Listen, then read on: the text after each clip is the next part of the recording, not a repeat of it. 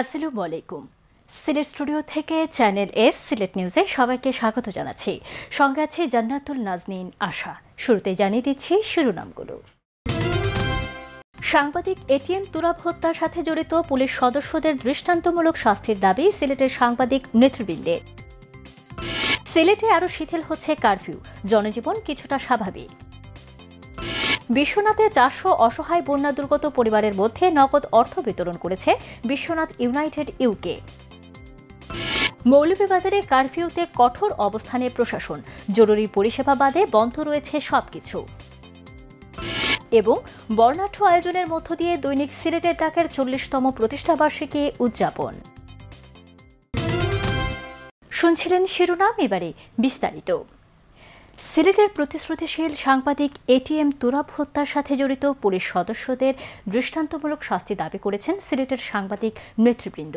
আন্দোলনকারী শিক্ষার্থীদের ঘোষিত কমপ্লিট শাটডাউনের সময় পেশাগত দায়িত্ব পালনকালে সিলেটের বন্দর বাজারে পুলিশের গুলিতে গুরুতর আহত হন সাংবাদিক এটিএম তুরাব। তার শরীরে শটগানের 98টি গুলি লাগে। পরে চিকিৎসাধীন অবস্থায় তিনি মৃত্যুবরণ করেন। বিস্তারিত দেখুন মইনুদ্দিন মঞ্জুর রিপোর্টে। 19 জুলাই শুক্রবার দেশজুড়ে চলছিল কমপ্লিট শাটডাউন। এ সময় বন্দরবাজারের কালেক্টরেট মসজিদে জুম্মার নামাজ আদায় করে বিএনপির অঙ্গ সংগঠনের নেতাকর্মীরা একটি মিছিল বের করেন। দৈনিক জালালাবাদের সাংবাদিক এটিএম তুরাব মিছিলের ছবি ধারণ করছিলেন। মিছিলটি মধুবন পয়েন্ট থেকে জিন্দাবাজারের দিকে অগ্রসর হওয়ার সাথে সাথে পুলিশ মিছিলের পেছন দিক থেকে গুলি ছুড়ে। পুলিশের ছোড়া শটগানের গুলি এসে লাগে এটিএম তুরাবের শরীরে। সহকর্মীরা তাকে হসপিটাল নিয়ে গেলেও কোনো লাভ হয়নি। সন্ধ্যায় মৃত্যুর কুলে ঢলে পড়েন এটিএম তুরাব।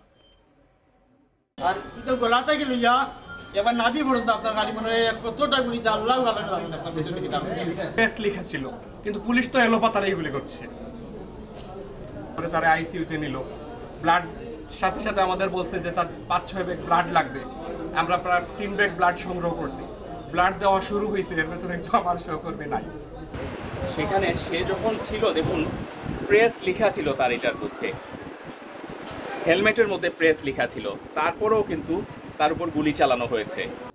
এটিএম তুরাবের এমন মৃত্যুতে শোকে বিহ্বল হয়ে পড়েন সহকর্মী সাংবাদিকরা। পুলিশের এমন ন্যাক্কারজনক কাণ্ডে ক্ষুব্ধ প্রতিক্রিয়া ব্যক্ত করেন তারা। তুরাবে পুলিশের গুলিতে নিহত হয়েছে এবং আমরা দেখেছি, আমরা যখন এখানে উসমানীতে দুপুরবেলা আমরা এখানে রিসিভ করেছি বা দেখেছি, তখন দেখেছি শতাধিক গুলি রয়েছে, শটগানের গুলি তার শরীরে।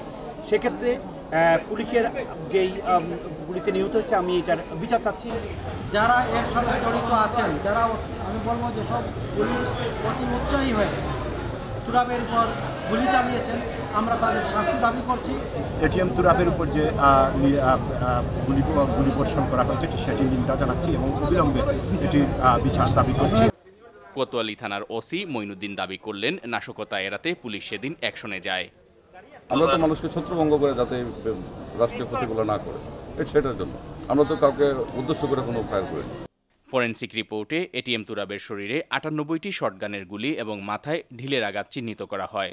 লিভার ও ফুসফুসে গুলি লাগার কারণে অভ্যন্তরীণ রক্তক্ষরণে তার মৃত্যু হয়েছে বলে জানান ওসমানী মেডিকেল কলেজের ফরেনসিক মেডিসিন বিভাগের হেড সহযোগী অধ্যাপক ডাক্তার শামসুল ইসলাম। আসলে তার মৃত্যুর কারণ হলো যে এই গুলিবিদ্ধ হওয়ার কারণে গুলিগুলো তার ভাইটাল অর্গানে লাগায়, তার প্রচুর পরিমাণে ইন্টারনাল ব্লিডিং, অতিরিক্ত রক্তক্ষরণের ফলে তার মৃত্যু ঘটে। মাত্র 2 মাস আগে ইংল্যান্ড প্রবাসী মেয়ের সাথে বিবাহ বন্ধনে আবদ্ধ হয়েছিলেন বিয়ানীবাজারের টকবগে যুবক এটিএম তুরাব। 2 সপ্তাহ আগে স্ত্রীকে ইংল্যান্ডের বিমানে তুলেও দিয়েছিলেন। বছর খানেক পরে হয়তো তিনিও চলে যেতেন ইংল্যান্ডে। কত রঙিন স্বপ্ন ছিল তার 2 চোখে, কিন্তু পুলিশের নৃশংসতায় এটিএম তুরাব আজ কবরের বাসিন্দা। সিলেটের বন্দরবাজারের এই জায়গাটিতে সেদিন পুলিশের গুলি এটিএম তুরাব নামের এক সম্ভাবনাময় যুবকের জীবন কেড়ে নেয়। যেসব পুলিশ সদস্য এই হত্যাকাণ্ডের সাথে জড়িত, সেই সব পুলিশ সদস্যদের আইনের আওতায় এনে দৃষ্টান্তমূলক শাস্তি প্রদান করা হবে, এটাই এখন সিলেটের সাংবাদিক কমিউনিটির দাবি। Mainuddin Manju, Channel S News, Sylhet. সারা দেশের মতো সিলেটেও কারফিউ শিথিল হওয়ার পর থেকে জীবনযাত্রা কিছুটা স্বাভাবিক হলেও এখনও আতঙ্ক কাটেনি নগরবাসীর। নাশকতার অভিযোগে 10টি মামলায় 104 জনকে গ্রেফতার করেছে পুলিশ। বিস্তারিত জানাচ্ছেন সন্দীপন শুভ, ক্যামেরায় ছিলেন শামীম হোসেন। চলমান কোটা সংস্কার আন্দোলনকে কেন্দ্র করে সহিংসতা বৃদ্ধির পর গত শুক্রবার রাত কারফিউ জারি করার সিদ্ধান্ত নেয় সরকার। কারফিউ জারির 5 দিন পর সীমিত পরিসরে কারফিউ শিথিল হওয়ায় খুলে দেওয়া হয়েছে অফিস, আদালত, ব্যাংক সহ প্রয়োজনীয় দোকানপাট, যার ফলে কিছুটা স্বাভাবিক হয়েছে নগরবাসীর জীবনযাত্রা। তবে এখনো কাটেনি শঙ্কা। 5 দিন বন্ধ থাকার পর আজকে প্রথম দিন ব্যাংকিং শুরু হয়েছে। আমাদের অনেক কাজ আছে, এই জন্য ব্যাংকে আসছি। সবকিছু একটু নর্মালের দিকে যাচ্ছে, আমরাও এসে ব্যাংকিং করতেছি। তো ইন্টারনেটটা এখনো আমরা পাইতেছি না, এটা সবচেয়ে বড় অসুবিধা হচ্ছে।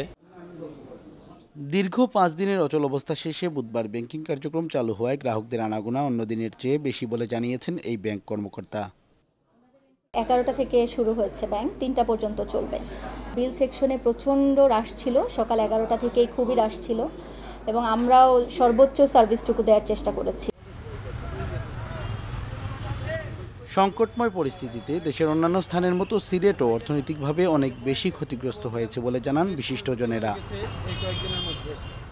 গত 5-6 দিনে আসলে প্রথমত হচ্ছে অনেকে কথা বলতে পারেন নাই পরিবার পরিজনের সাথে, টাকা পাঠানো, অনেকে ব্যাংক থেকে টাকা তুলতে পারেন নাই। এটা একটা বড় ধরনের দুর্ভোগ যে আমাদের এটিএম যেহেতু ইন্টারনেট ছিল না, এটিএম কার্ডের মাধ্যমে টাকা তোলা এবং ব্যাংকে সরাসরি গিয়ে টাকা তোলা এগুলো কোনোটাই ছিল না বলে আমাদের সিলেট অঞ্চলের মানুষ এবং সর্বোপরি বাংলাদেশের মানুষ আসলে এই ক্ষেত্রে অনেক বেশি দুর্ভোগের শিকার হয়েছেন। এদিকে মূল দাবি পূরণ হওয়ায় সকলের কল্যাণের কথা চিন্তা করে শিক্ষার্থীদেরকে ক্লাসে ফিরে যাওয়ার আহ্বান জানান শিক্ষাবিদ সহ বিশিষ্টজনেরা। শিক্ষকরা মনে করে, ছাত্ররা মনে করে যে যৌক্তিক দাবি যেটা ছিল সেটা পরিপূর্ণ হয়েছে, কোটা সংস্কার হয়েছে এবং এখন তাদের একাডেমিতে চলে আসা উচিত এবং স্বাভাবিক জীবনযাপনে তাদের এগিয়ে আসা উচিত। তবে কারফিউ শিথিল হওয়ায় দেশের অন্যান্য স্থানের চেয়েও সিলেট অনেকটাই শান্ত এবং নিরাপদ রয়েছে বলে জানিয়েছেন সিলেটের উপপুলিশ কমিশনার আজবার আলী শেখ। তো এই ধরনের ঘটনা নিয়ে প্রায় 10টি মামলা রুজু করা হয়েছে নাশকতাকারীদের বিরুদ্ধে। ইতিমধ্যে আমরা গত কয়েকদিনে প্রায় 104 জনের মতো আসামিকে আমরা গ্রেফতার করেছি, বিজ্ঞ আদালতে সোপর্দ করেছি।